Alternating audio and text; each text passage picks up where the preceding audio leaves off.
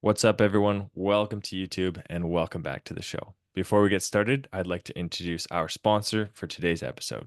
Most sports have designated coaches for the most important movements. Basketball players have shooting coaches, baseball players have batting coaches, and golfers have swing coaches. Now, for the first time, we have a specific coach for one of the most important movements in volleyball. If you use code ARMSWING50 at checkout, you'll instantly get 50% off your first month of the Armswing Academy. Once you're inside the app, you can upload a video of your arm swing. Then you'll get personalized feedback direct from Nick Del Bianco. He'll give you some tips on how your arm swing is looking. Then you get some on-court exercises to lock in the new patterns and even a specific weight room program to help you spike harder and play pain-free.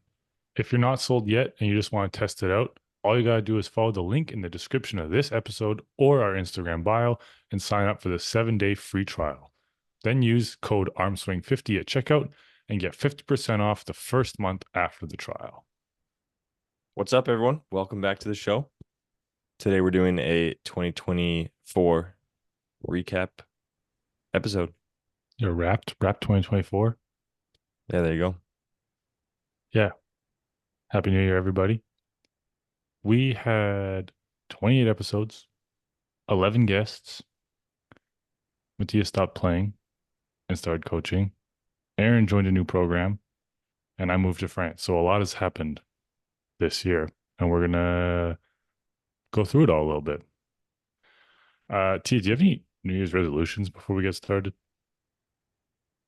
No, I do not. I've never been a big New Year's resolution guy because I think that you can make changes at any point in the year. Maybe that's a good time to kind of reevaluate. And if you were going to make some changes, I guess it's a good time to start. But I don't know. I always find it funny when it's like, I don't know, maybe October or something or November, and people are like thinking about what their New Year's resolutions are going to be in like 2 or 3 months' time. It's like, why don't you just start doing that now? So there's some That's things true. that I want to get better at. Definitely at the end of last year, my sleep schedule was in ruins. I was working pretty hard though with school and coaching all that, but I think I want to prioritize that more, even when things get busy. And then, Mm. as with most people in the world today, I spend way too much time on my phone. So I'm gonna make some goals and some more specific kind of restrictions on that Guidelines? Yeah. and guidelines. And I also, for anyone who is setting up a New Year's resolution or something, I've found that when you do it with someone else, um, even if you don't actually communicate or hold each other accountable or whatever whatever you want to say, I think just having someone else that you're doing this making this change with, I think it helps to hold me on course. Is that like a PSA to anyone out there who wants to sleep better with you or against Yeah, you? yeah. There you go. Maybe we should do like a pit to pro sleep challenge or something. Oh, that'd be cool. That'd be Yeah. cool. My resolution is only, I agree. I think changes can come at any time, but my resolution happens to be a New Year's resolution because it was a gift that was given to me by you, like basically on New Year's. TS gave me a subscription to Masterclass, and my goal is to do a masterclass or a course at least one a week this year. Because I feel like I have gotten dumber since I stopped school. And I actually like I started watching them and I really miss learning and like getting to know new things. So that's my goal. And I guess you can keep me accountable because we share an account. Yeah. Yeah. Nice. Oog is doing something. He'll be joining us in a few minutes here. Maybe we'll ask him what his resolution is when he gets on here. Yeah. So basically we wanted to go through all of our favorite pieces of info that we learned this year from our guests or from each other or some highlights on the pod and kind of do like a little recap of our favorite lessons from the year. So I think a good place to start, Jess, would be with the 20-mile march because that was our first episode, our most downloaded and listened to episode as well. And I think Mhm. a lot of people kind of resonate with that message. And we actually wanted to call our podcast the 20 Mile March podcast, but there was some copyright issues with doing that because it's a concept from someone else. So, do you have the story handy anywhere? Yeah, right off the top of the dome here. All right. You want to tell us the Use the story? exact names, but there's two teams, and they are traveling. I don't know where from where, but a really long ways all the way to the North Pole. And one team decided to I think it was the go South Pole, right? one of the poles. It's way that way. Yeah, yeah. Okay. And they're going to the poles. And it's cold and it's frigid and it's scary and it's dangerous. And one team decided to go 20 miles every day. If it was raining, they went 20 miles. If it was super hot, they went 20 miles. If it was overcast, they went 20 miles. The other team decided if it was really nice out, they would push it. They would go 40, 60, 70 miles. And if it was storming, raining, snowing, whatever, they would hunker down, make camp, and stay the night, maybe even the day. And the moral of the story is the team that went 20 miles each day got to the North Pole and back, and the entire team survived. They got there first, and the entire team survived, and they got back. And the other team lost a lot of members. A lot of them died, and I don't even think they made it to the pole. So, you want to recap, or you want to summarize that in Yeah. volleyball terms, Yeah, perhaps? yeah. So this is a story that we used a lot at Trinity to kind of show the value in consistency in terms of the work that you're putting in. So we use the term every day. We'd ask the question, did you get your 20 miles in? And that basically meant, did I do the work? Did I do enough work today to make improvements? I don't need to do any more than that, but I need to get at least to that point. So if I'm really sore and I didn't sleep well and I've got a lot of assignments, I still need to show up to practice and lift and video and get my 20 miles in that day, do the work that's required. If I slept great and I have nothing going on that day and I'm in an awesome mood, there's no reason to stay in the gym for an extra hour and a half doing reps. Um, so I think just the consistency over time is kind of that piece. And then also a big part of that for me is separating how I feel from the work I have to do. The job is the same every day, and I can't decide whether to do it or not to do it based on how I'm feeling. I show up, I do my job, I get my 20 miles in, and then I reset for the next day to do the same. Yeah, that's cool. It's cool you talked about a choice because one of my things that I had written down that I wanted to recap from the year was actually pretty recently was our interview with you. And you were talking about how regret is a choice. Just like regretting something is a choice, getting your 20 miles is also a choice. And that's the thing. If you are really sick, you're really stressed, you're really frustrated, getting those 20 miles is still really important. Yeah, absolutely. And I think the 20 miles is something different every day. It's not a life is not this journey to the North Pole where you actually are walking 20 miles. If you if you have a lot of homework to do one day, getting your 20 miles in is doing that instead of stretching, let's say. Even though you're a volleyball player, it's more advantageous. You'd be getting your work in for that day and making yourself better by doing the homework instead of the stretching, or even taking a nap. If you really want to perform at practice later, but you've had a long day, taking a nap is getting a mile in, let's say, for that day. Yeah, that's really cool. Well, you're talking about stretching right now. Let's recap the Abe episode Oh yeah, because that was I guess that was a hilarious. bad example. Yeah, that was a really um interesting and I think maybe not controversial, but somewhat of a new concept for probably a lot of people. Um, this is a quote from Abe: 98% of stiffness will not be solved by stretching. Um, I think that's from all the highest performing strength conditioning and physio people that I've ever worked with. I can see that through what they prescribe for injuries. It's never just like stretch it out, stretch it out, stretch it out. It's like it's always Because they're a made of overcooked spaghetti. yeah, yeah. It's always a strength and mobility thing. finding some resilience in the joint. So Abe says that stiffness is like a protection mechanism for when your muscles are tired and weak. So your body senses danger when you've got weak or tired muscles, and then it stiffens up to protect the joints. He talks about back spasm is like your muscles just tensing up because they sense that your spine is in danger. So it's actually a positive mechanism. And then if you just try to stretch it out, then you're not actually making any improvements. You're just putting your spine probably in a weak position. So he was saying that strength and stability in the joints and in the muscles is far more important and will lead to probably relaxation of the muscles um, instead of stretching. Mhm. I wish I counted how many times he said the word move in that episode. Dude, yeah, I just that's a thought it was big one. so cool. He's just like, move yourself, get off the couch, do this, go for a walk. Like, motion is lotion. Like, moving yourself is the best remedy for many, many things.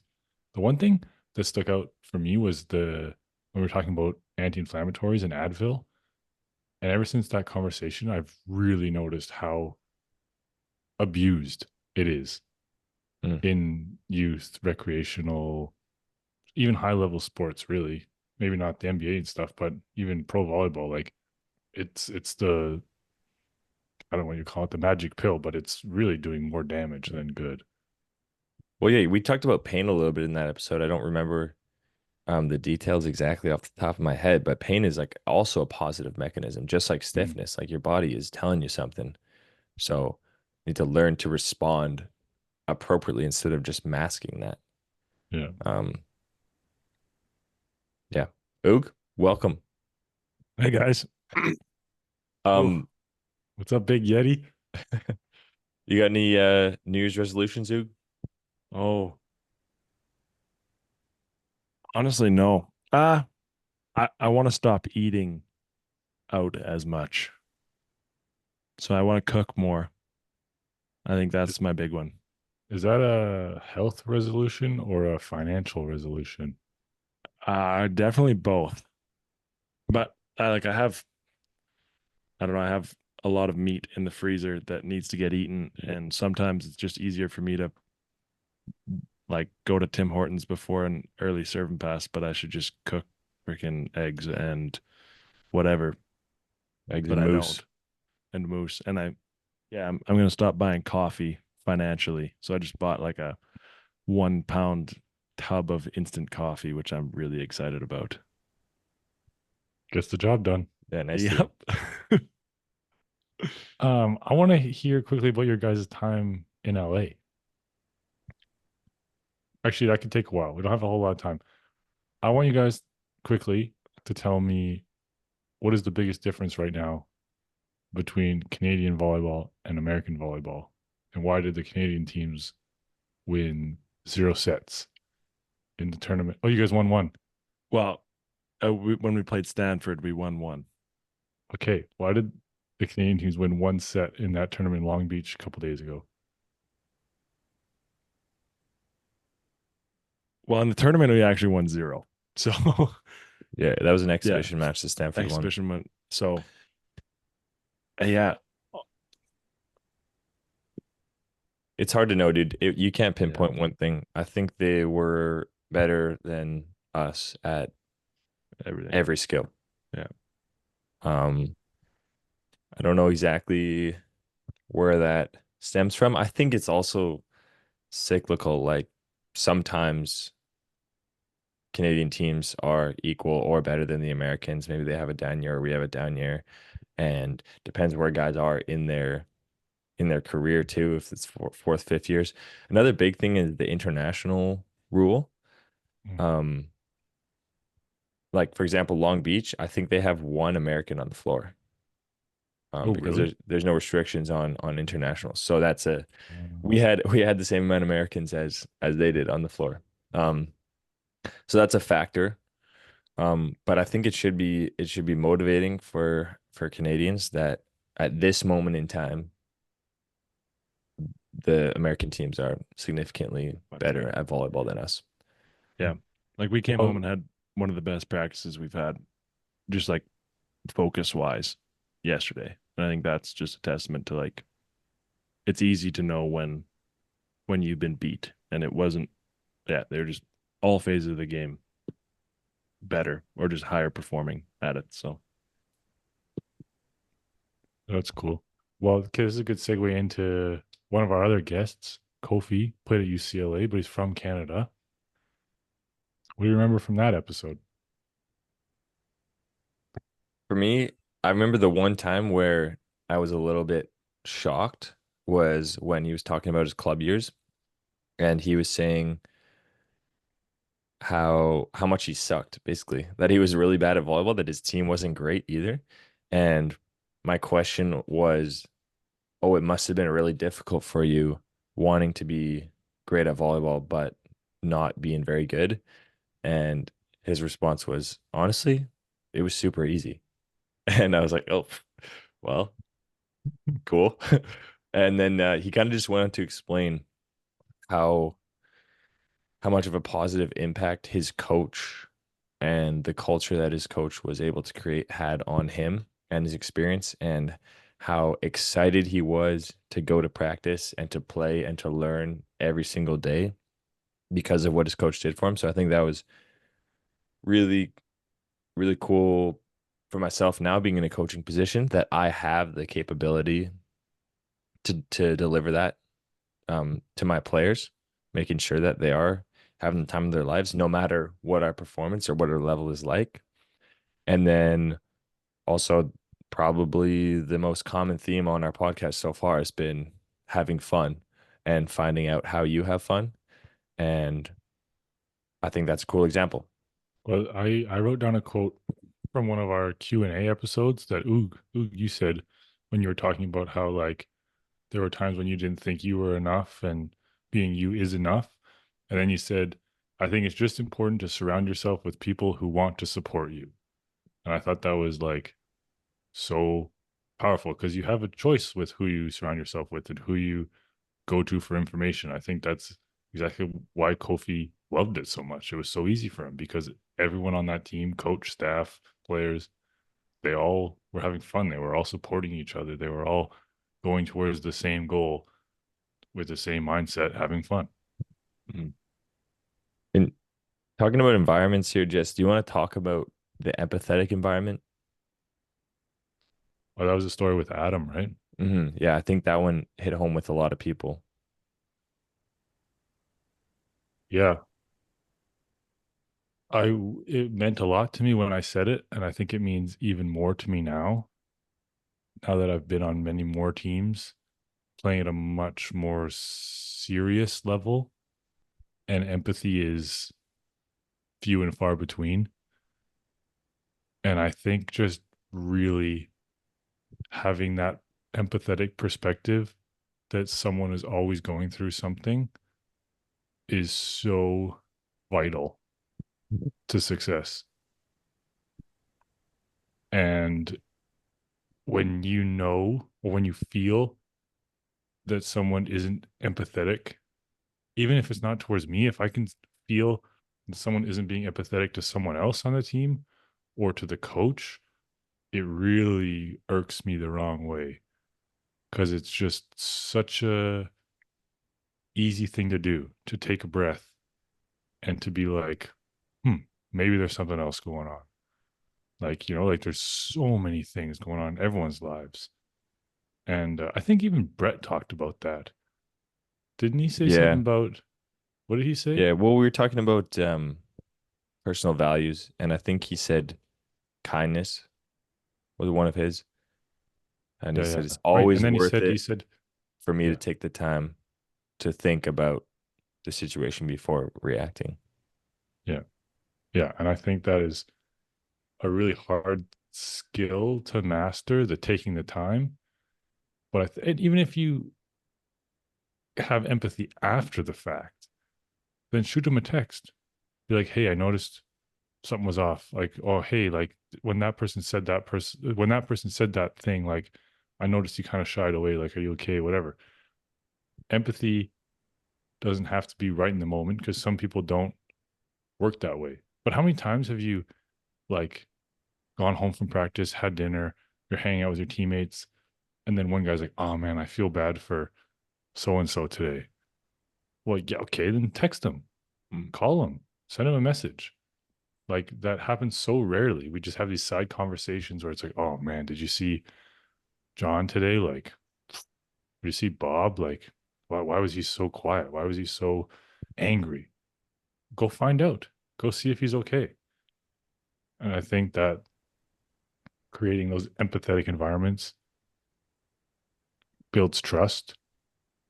And I think trust is one, if not the cornerstone. I guess you can't have one cornerstone, you need four. It's one of the cornerstones to successful teams. I think that and fun are two of my most important values, at least. Hmm. Yeah. I love that. What episode was that in? If they want to listen to the Adam story. Oh, that was early on. That was in our seventh episode, the mental health episode. Ah, yeah, It's a that's a good cool one. episode. Yeah. Really good episode. Yeah. So if you want to go hear a really good example of a coach kind of exemplifying that, go listen to episode number 7. Oog, did you have anything from the episodes this year that stood out to you? Mm, I think one that I've kind of been like recurring is Eric's talk about the price tag of success. Um, Especially after coming home from LA and taking whatever 3 losses, 5 losses, however many games you played. Um, it just kind of showed us that like we aren't doing everything that we can. There's like choices that we can make that are putting us in a place, and some of us are taking the easy options, and but we just have to remember that there is kind of a price tag to success. And like for Eric, that was like his time away from loved ones, families, birthdays, weddings, whatever. um but yeah, I think that's something that stood out to me really a lot this year, especially now. Hmm. Yeah, I like that. That really relates to one of the things that Graham said, Graham Vigrass in his episode was talking about essentially preventing regret. And he says, if you try your hardest at something and it doesn't work out, give me that all the time, rather than having the idea of, I could have done a little bit more to make this team or to get 5 more points or whatever it may be. Um, the reward is peace of mind. Yeah. Actually, um, we were just down in LA and we played in Poly Pavilion at UCLA, and there's a giant statue of John Wooden outside the stadium with a plaque under it with this quote that kind of relates directly to that. Let me read it for you. Success is peace of mind, which is a direct result of self-satisfaction in knowing you did your best to become the best you are capable of becoming. Hmm. So it's a similar thing. Like success is peace of mind. And that's a direct result of knowing that you did everything you could. Um, and sometimes there was a caveat to that. We talked about that in the Graham episode. It's like you can always do more. You can always do more. You could be thinking about volleyball 24/7, 365, and maybe you become a better player, but there's always room for rest. And that was one of the things that Eric brought up too. One of the sacrifices was his peace of mind. So even though he was successful, it's kind of the toll on his body and his mind, um, from dedicating so much to the sport was one of the sacrifices uh, that he made to get there. I think that's why the 20-mile march is so important. Mm. Like no more, no less. Mhm. Um, I wanna do you remember when you were talking about getting out of a rut? and Hmm. how it was almost you almost didn't want to because it was embarrassing because people were applauding you when you did good things, even though you thought they should have been normal things. Yeah. I've so we have a lot of young guys on our team right now, and many of them are whatever in and out of ruts, and I can see it on their faces when they miss 5 serves and then they make one, and everyone cheers. The coach says, "Yeah, whatever." I can see it on their faces. I can see perfectly what you were talking about. How it's just so frustrating that they're applauding. And I was Hmm. wondering, how does someone help you in that situation? Because I'm kind of dealing with that right now. It's like I don't know how to help these guys because the more I celebrate, the more they shut down. Mm. That's a tough question.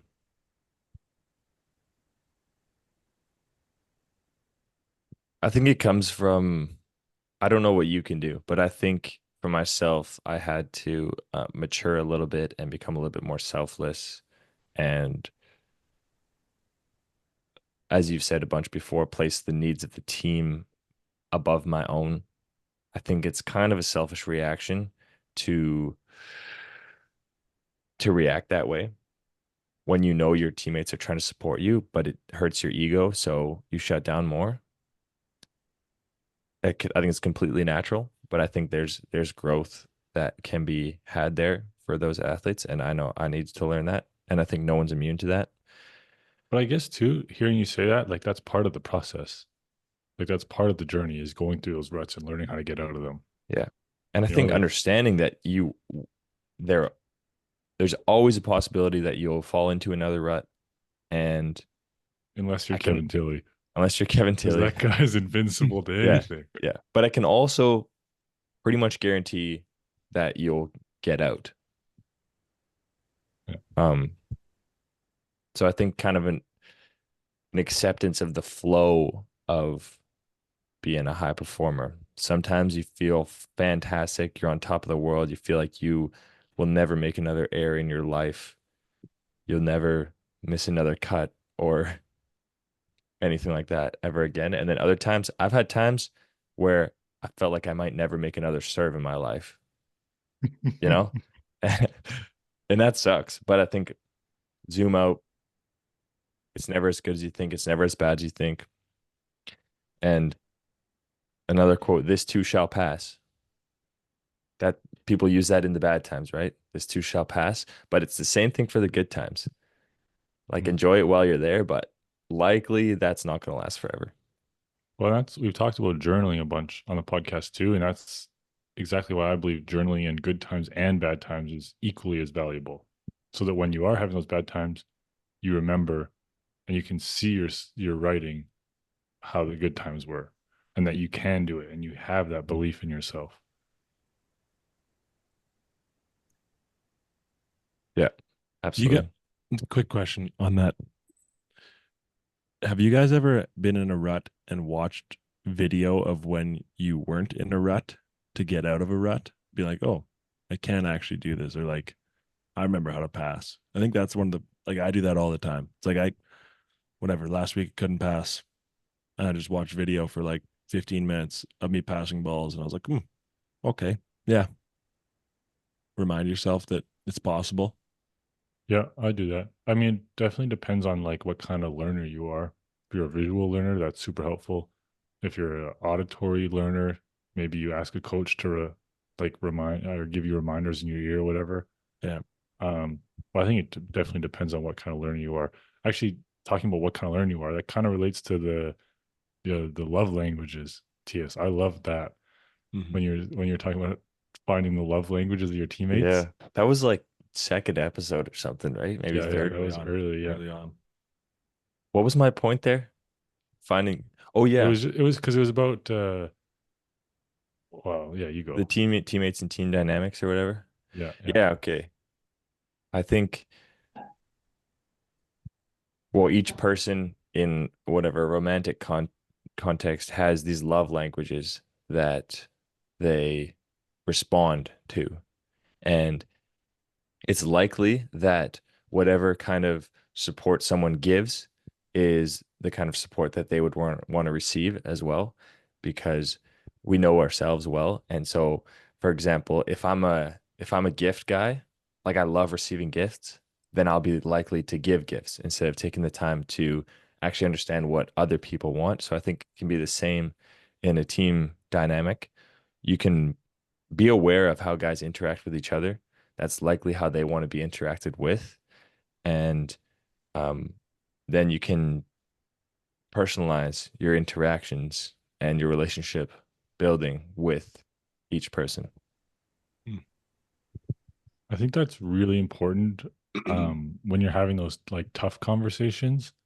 I remember when we had Bree on, she was talking about the importance of the tough conversations. But if there's no understanding or trust between those two people before the tough conversation happens, it's not going to go well. It's not going to be well received by either end, I don't think. But understanding how they perceive themselves and how they want to be perceived, how they want to be spoken to, and how they want to be treated can help a lot when you have to have those tough conversations and problem solve and resolute conflicts, Resolve. resolve conflicts. Resolute. That's funny. One thing I would like to do, I would like to redo our university and recruiting episode. Now that T, you're back in the university realm as in an assistant coach role, Mm-hmm. I think we can do a better job of that episode and answer some questions more in depth for our listeners. Yeah, I think that would be a good idea, Jess. What I've learned is how wildly different everyone's experience can be, and how that in a recruiting university context, but also just a state of being context, how different people are from each other and how there's no right way of doing things. And I think that was pretty clear in the episode we just did with Jess. We learned a lot of areas where you and I are completely different, and yet we've arrived at the same conclusion or level or whatever it may be. I think that's why I love listening and learning and hearing a bunch of different people talk, because then you can just steal different ideas from all these different people. Um, and maybe resonate with some parts and not others. And that's sweet because then you can just pick and choose what you want to kind of adopt into your character. Mm-hmm. Or your volleyball play style. You were talking about that, where you can pinpoint certain skills that you got from a certain YouTube video or from a Mm-hmm. certain coach or from a certain teammate. I thought that was cool. Yeah. Yeah. Well, I guess that's also important to note to our listeners is we don't know what we're talking about. All we know is what we know Yeah. and our personal experiences, and maybe it'll help 1% of you. But we did it. We started the podcast to stay in contact, really, to hang out, to have weekly conversations. That's been a highlight for me from the year is we've texted, FaceTime, group called, podcasted tons. And it makes me feel really connected and close to you guys. So I'm fired up about that. That was a really big highlight from 2024 for me. Yeah. Yeah, me too, dude. It's been awesome. What's your guys' non-volleyball highlight or non-podcast highlight? Just like highlight of life for the year. Well, I got engaged. That was cool.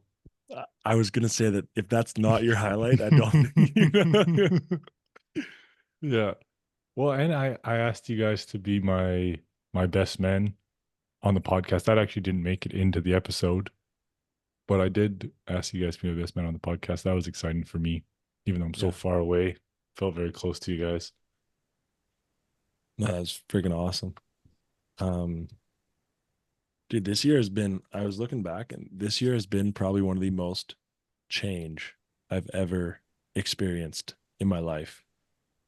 Like just looking at all the things that I went through my camera roll on whatever New Year's of last year to New Year's of this year, and it is just vastly different. And I think that's my highlight is just like my ability to withstand change and not really be bothered that much. Like obviously it's like not fun, but No, yeah. I think you embrace change. Yeah. I think you embrace challenges and you embrace change. And because I think now you're at a point where you, like I said earlier in the podcast, you know that you are enough. Doesn't Yeah. matter where you are, who you're with, you are enough and you will make the best of that situation. I think it's cool that you um, can recognize that and have the self awareness of that because I think that's a really or a difficult skill that not many people have. Yeah. But yeah. No, I think that was my highlight was moving schools, starting a new program, changing things up. Oh yeah, Farmer Ook. I think mine is kind of similar, but also quite ambiguous. It's been a massive year of change for me. Pretty much everything that I ever worked towards or wanted was no longer after about February of 2024. I stopped being able to play volleyball. And I think I've become a more confident person this year because I gained pretty much all of my confidence before this from volleyball. I loved the fact that I was great at something, that I worked hard towards something, that I was recognized for being a volleyball player. That was kind of my life. And I always thought that if that was ever stripped from me, that things would be much worse, that my life would crumble or whatever. But that hasn't been the case at all. I think the thing that was like kind of a crutch for me on like holding up my character and my self-perception is now gone and everything is fine. Um so I think that uh that's kind of a cool realization like I still really want to play. Um but I think the what was left over as me after volleyball was taken away, I'm happy with. So That's Dude, awesome. that's cool. I'm happy that you're happy. Do you guys have any projections or like for 2025? Not like resolutions, but just like is there something you really want to accomplish in 2025? I want to try to play a full practice in That's cool. 2025. That's awesome. I wanna play a whole summer with the A team. I don't even like I'll say this now. It'll probably feel different at the time, but I don't even really care if I play a single point. I just want Mm. to prove to myself that I can be on the A team from May 1st to October 1st. Yeah. Dang, that's sick. Oog, wait, before you go, can I just share a quote from Brett Walsh? mhm. Oh, good one. If you're good enough, you'll be on the team. It's really as simple as that. And so get so good that they have no choice but to put you on the team. That was one of the coolest things I think that he said in that episode was that there's no excuse. Mhm. If you're good enough, you'll be on the team. And so it's up to you to put in the work and put in the time to become so good that you cannot be ignored. Yeah, that's sweet. I have two goals for 2025. One of them is to, well, get my toe fixed and actually play a set of volleyball for the Huskies. That's like, I think right now for me, it's so easy to think like, oh, like I don't want to come back. Like I don't want to play volleyball anymore. Like I can just finish my degree but like I want to play volleyball for the Huskies, not just practice. So I think that's going to come in 2025. That's my volleyball goal. Um, my non-volleyball goal is I want to go elk hunting and get an elk this year. So whether that's bow hunting or rifle hunting, that's my goal. Love it. You say moose? No, elk. What's the difference? What you're doing right now is called rage baiting. Okay, sorry. I was hoping you said moose because moose is Lucas's nickname. I was gonna come up with a cool transition Mm. to talk about the Lucas Van Berkel episode. But T, is there anything that sticks out of your mind from that episode? I thought it was really cool that Lucas sacrificed a lot to be a member of the national team. He would sacrifice big money contracts for ones where he felt he could improve. He sacrificed time with his family um, to go to the NEP to get better. Um, it goes back to the sacrifices, but I think it's pretty cool how he arranged his priorities in within the volleyball context to always be getting better so that he could play national team. Um, and you could see his values clearly through his choices. Yeah, I thought it was really cool how much pride he had for playing for our country. And I love the story of so when you're on the national team, you get 3 new jerseys every year. And he was on the national team for like what, 13 years?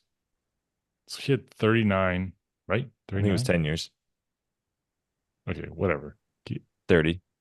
he had 30 national team jerseys, probably all at the same number. They all say his last name on the back.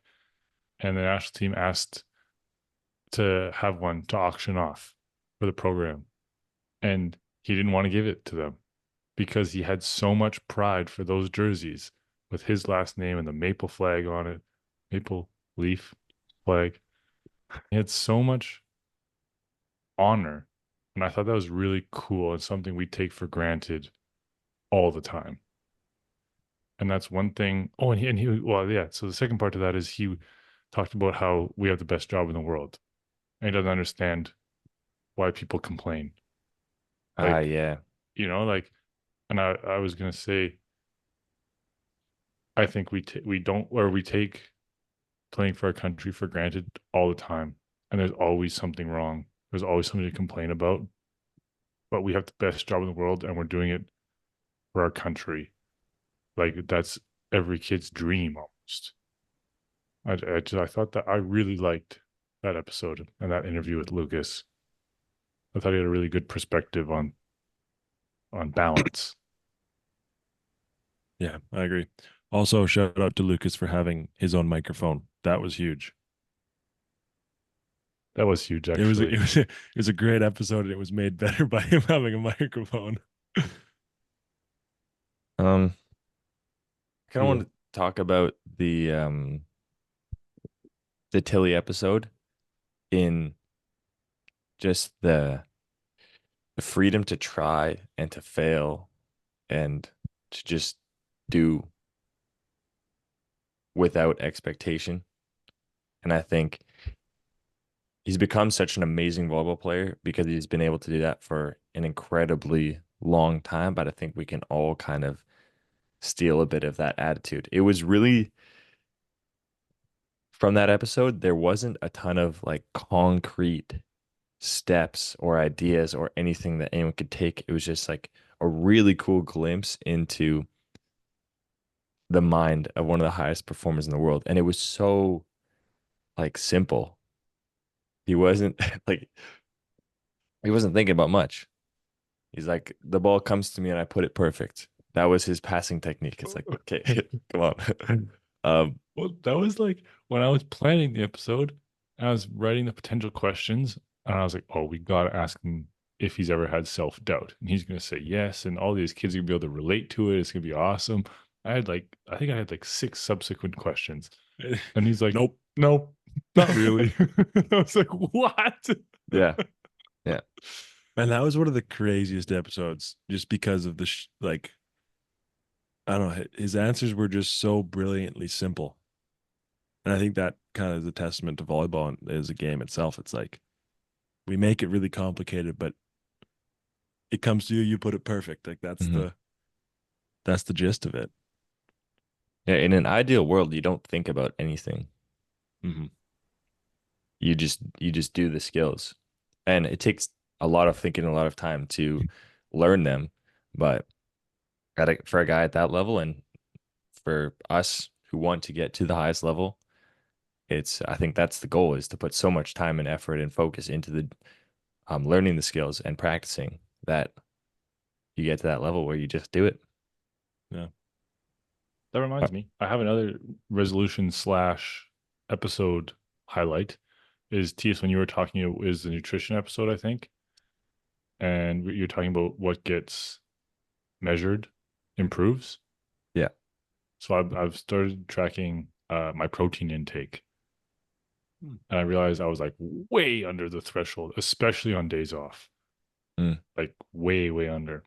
So I'm hoping to get better at that, and then I'm hoping that it just becomes second nature, and all my meals have enough protein and yada yada yada. But I really appreciated what you had to say in that episode too, because I've realized, and talking with Nick and Abe, well, all I guess really, but just how important fueling your body is and your mind if you want to perform at the highest level.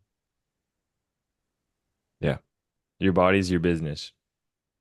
Jay Blankino said that to me Hmm. as volleyball players. And it's Hmm. true.